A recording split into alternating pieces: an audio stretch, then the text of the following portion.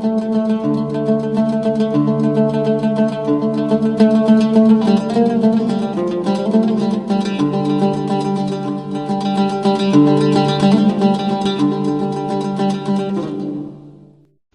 1:1, and that man Job was blameless and upright, one who feared God and turned away from evil. Upright, abstract.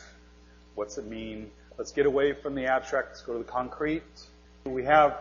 This is another way, and I was talking about this a little bit earlier, is one of the best ways to understand a Hebrew word is to look how it's used in other places. Now look at Psalms 5:8.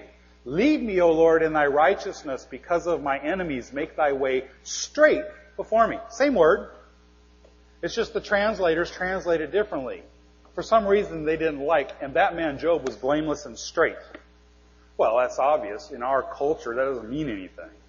So they had to translate it into a way that you would understand it. So unfortunately, they took away its Hebraicness and inserted a Greek abstract so you can understand it. Just the fact that all of you are here, traveled a mile, 100 miles, doesn't matter. The reason that you are here is because you're thinkers, right? You guys can think. You don't need a translator to baby you and fill in the potholes of the text. You can do it yourself. And that's what we're trying to get you some information here, some of the tools that we have on the website and the books, is so that you can do this. You want to read it from its Hebraic perspective, not the translator's opinion. Okay, here we have the word straight, yashar. This is the word yashar. Proverbs 12:8, a man is commended according to his good sense, but one of perverse mind is despised. What is perverse in Hebrew? He has blocked my ways with hewn stones. He has made my paths crooked. Yashar means straight, and this word avah means crooked. And these two words are also used oftentimes as antonyms, to be straight or to be crooked. Okay, here we have at the top the parent root yar. We were talking earlier about the rain. Actually, this is the word that also has the meaning of rain, to flow rain. The first letter is the yod, which is the picture of the arm. Everybody see that there? And this word means to throw. That's what that letter literally means. The second one is the head of a man. It means the head. Or it can also just represent man himself. So when you jam these two letters together, you have the throwing of a man. From that parent root, we get the child root yara. Yara means to throw. That word means to throw. Now that can be to throw an arrow, to shoot, and it's translated as shoot, or it can be to throw a finger, to point. It's translated as to point, which means to throw a finger in a direction. Which way to the store? That way. Throwing the finger. From the child root yara, we get two words. The first one is the word more. But you'll see the child root here. When you prefix the mem to create a noun, the yud changes to a vav and we have the word more. What does more mean? Teacher. He is one who points the finger, throws the finger. What's the bottom word there? Torah. It is the way that the teacher is pointing out. That is the Torah. More can also be an archer.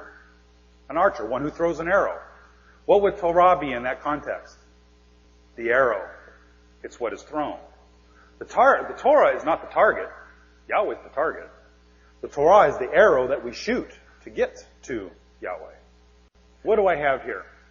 This is a picture of a star. How many here have seen the North Star before? How many here know what the North Star is? Could you go out of the night sky and tell me what the North Star is? Okay, we got a few, 4 or 5.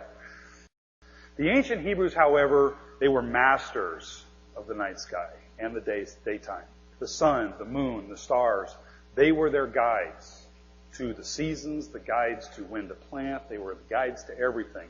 The North Star, although 3,000 years or 4,000 years ago, it wouldn't be the same star we have now, but there would have been the North Star. The North Star, if you look up at the sky, you see all the stars.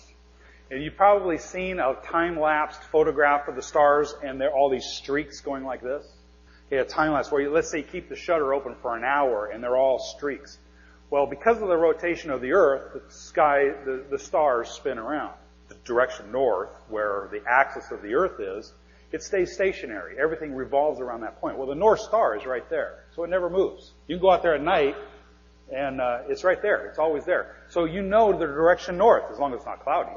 You know the direction north. So the North Star is used by ships and people on the land to guide them.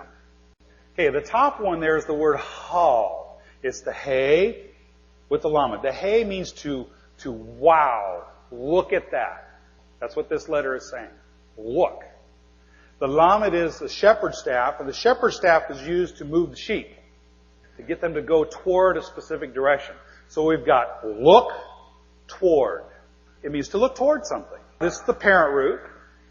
The child root, formed by adding the other lamed, that's the word hallel. We usually translate it as to praise. But hal literally is the North Star. It's the guiding star. It's the star that guides you on your way, your journey, the thing that you look at. Hallel, we translate as praise. Praise is an abstract, but what it literally means is look to the one who's the shining light that's going to lead you and guide you. This is the Hebraic understanding of the word Hallel. It's not praise Yah. It's the one who shines who will lead you. Yah is the one who shines that you look towards that's going to lead you. Now we have a little bit different understanding. Ahal is another child root from the word hal, or ohel. Ohel is the Hebrew word for tent. Now you're that shepherd, you've been out for days, walking your sheep. You're tired, you're hungry, you're cold, it's dark. You haven't seen your family in days. Anybody here ever been hiking out at night, say up on a mountain, and you see a campfire miles off in the distance? Did that one time. I saw that one time. The connection was amazing. Just know there's somebody there. They may be miles away, but I can see their light. And if I needed them, I could get to them. Imagine that shepherd who's coming home at night. It's dark, tired, cold, hungry, and he sees the campfires of his camp. Can you imagine the feeling that he's going to have?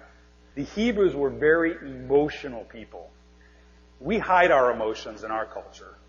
Feelings that you get. This is what the Hebrews would understand with the word ohel. It's not just a tent.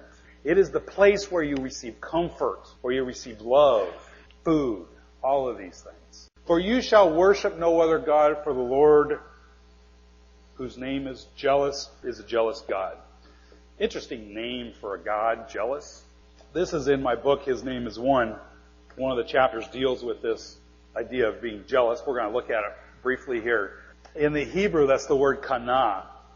This is the parent root at the top, the two letters, the kuf and the nun. The kuf is a picture of the sun setting, and if you notice when the sun sets behind the horizon, all the light kind of condenses down there and it gets dark around.